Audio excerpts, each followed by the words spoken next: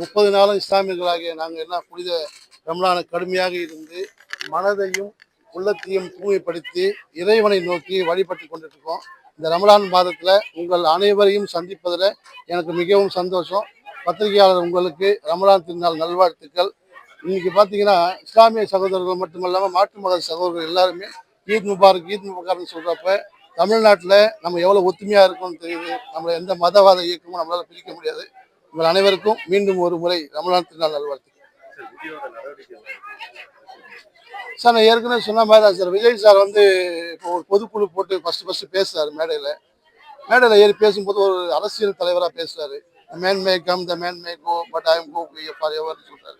But அது எழுதின author வந்து வில்லியம்ஸ் பிளேக் அப்படின்னு சொல்றாரு. பட் அது எழுதின ஆர்த்தர் வில்லியம்ஸ் பிளேக் இல்லை, ஆல்ஃபிரட் டென்னி ஜான்றவர் தான் எழுதியிருக்காரு. ஏன்னா ஒரு அரசியல் தலைவர் வந்து ஒரு இடத்துல பேசும்போது, ஏன்னா நானே ஒரு குறிப்பு வச்சு தான் பேசுறேன், அது தெரிஞ்சுட்டு தான் நம்ம பேசணும். தப்பாக பேசினா அங்கே இருக்கிறவங்க எல்லாருமே அது கிரிட்டிசைஸ் பண்ணுவாங்கன்னு தெரிஞ்சுக்கணும். அவர் தப்பு எல்லாத்தையும் பதிவிடுறாரு. அப்படி பதிவிடுறது ரொம்ப தப்பு.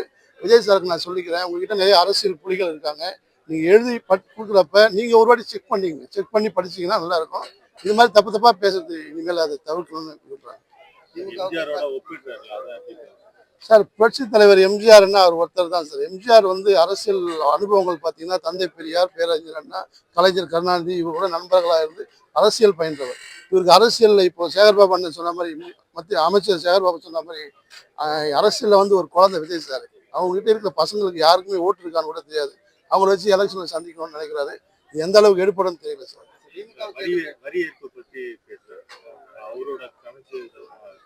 வரி ஏய்ப்பு ஜிஎஸ்டி பற்றி பேசுறாரு. பட் அவங்களே மேடையில் சொல்கிறாங்க, நாங்கள் வந்து 500 கோடி சம்பளம் வாங்குறோம், 1000 கோடி சம்பளம் வாங்குறோம். இன்னைக்கு சென்னையை சுற்றி இருக்கக்கூடிய 90% திருமண மண்டபங்கள் எல்லாம் விஜய் சார் தான். நீ வடபழனி, போரூர், ஈசிஆர் இந்த ரோட்ல எல்லாமே அவருடைய திருமண மண்டபங்கள் தான் இருக்குது. அவருக்கு எத்தனை சொத்து இருக்குது, அசையும் சொத்து, அசையா சொத்து இருக்குது, இதெல்லாம் வருமான வரி அவர் காட்டுறாரா காட்டலையான்னு தெரியல. பட் இதெல்லாம் அவர் தெளிவுபடுத்தினாதான் மற்ற விஷயத்தெல்லாம் அவர் பேச முடியும்.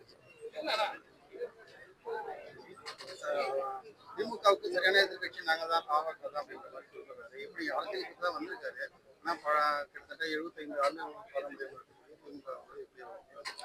ஆனால் திமுக எதிர்கட்சி அதிமுக தானே. என்றைக்குமே வந்து திராவிட கட்சிகள் மட்டும்தான் தமிழ்நாட்டில் நினைச்சிருக்கோம்.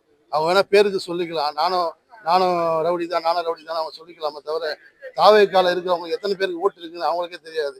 ஓட்டு இல்லாதவங்களை வச்சு நான் வந்துருவேன்னு சொல்றது எந்த அளவுக்கு நடக்குன்னு தெரியல.